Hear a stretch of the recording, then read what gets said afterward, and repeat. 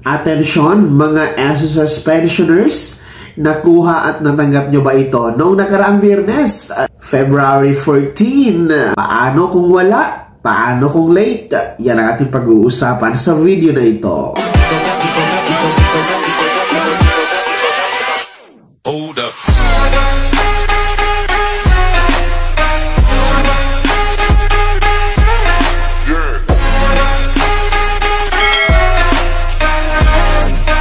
Hello mga ka-vlogs! Welcome dito sa aking YouTube channel. Magandang araw po sa lahat ng mga manonood. Saan po kayong dako sa mundo? Kumusta kayo mga ka-vlogs?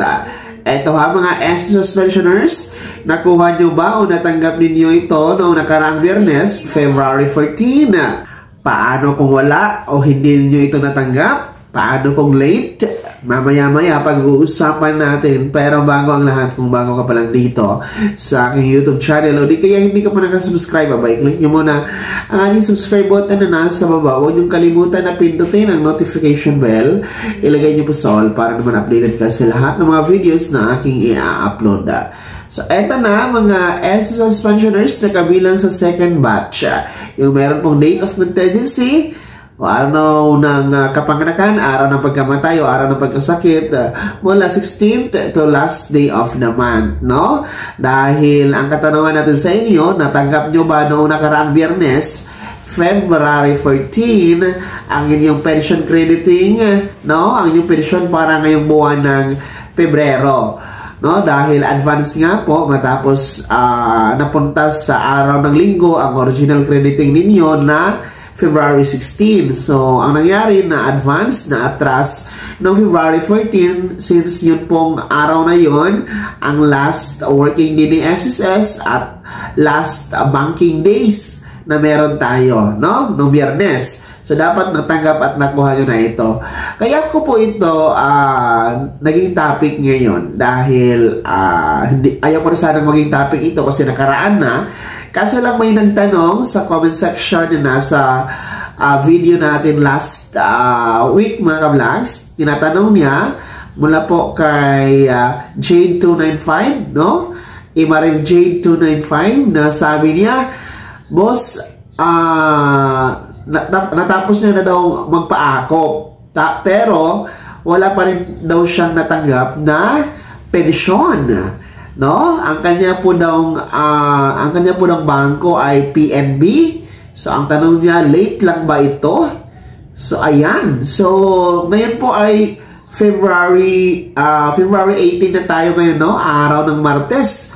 So supposed to be natanggap niyo na dapat, no? Kung ikaw na nagtanong, boss Imariv Jade295, kung kayo ay kabilang sa batch 2, no? Dapat nakuha at natanggap nyo na noong Biyernes pa, February 14. Dahil ulitin ko, advance naman po ang inyong crediting schedule ngayong February dahil po ang 16 noong linggo na tapat. So, hindi kasi po pwede kapag weekend na tapat ang original crediting schedule. So, naatras po yun noong February 14, noong Valentine's Day po, noong nakaraang Biyernes. So, dapat nasa ATM nyo na, dapat nakuha nyo na. Hindi dapat nangyayari na late. Masyado namang late ngayon, February 18. Napaka-late na, napaka-delayed naman po. So, PNB yung bangko nyo. And, ayon naman sa sinabi mo ay nakapag-comply ka naman ng AKOP. So walang problema, no? Bakit kaya hindi ka pa nakatanggap? Bakit kaya na late ang iyong or delayed, no? Hindi na siya late talaga, delayed. Dahil ilang araw na nakalipas, dapat natanggap nyo na ito.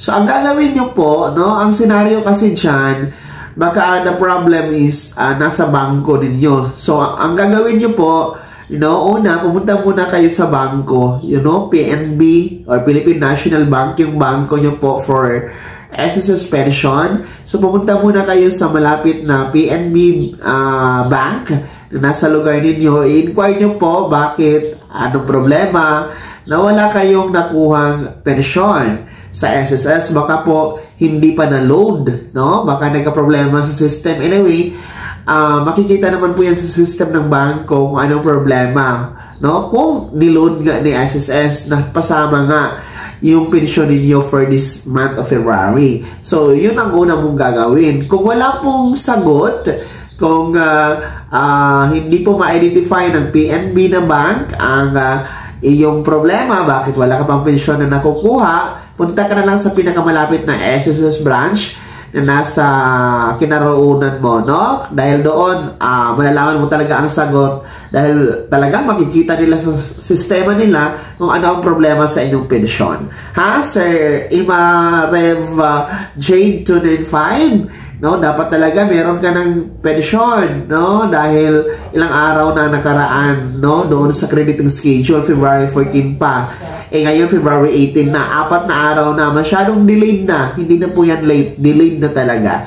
Kaya naman mga SSS pensioners na kabilang si second batch, no? Meron bang ganito? Meron bang pareho kay Sir Amarev Jade 295 na parehong bangko PNB na hanggang ngayon hindi pa rin nakakakuha, delayed or late ang pensyon, no? Meron bang pareho sa kanya ang senaryo? Ibahagi niyo po, i-komento sa comment section na nasa baba. Pakilakip ng mong pangalan at kung taga saan kayo bago ako magtapos sa video na to. Kung gusto niyo po sumuporta sa aking YouTube channel, maaari niyo pong i-click ang ating super thanks button na nasa baba. Sa mga gusto maging miyembro, pwede po. I-click yung ating join button. Maraming perks dyan mga ka-vlogs.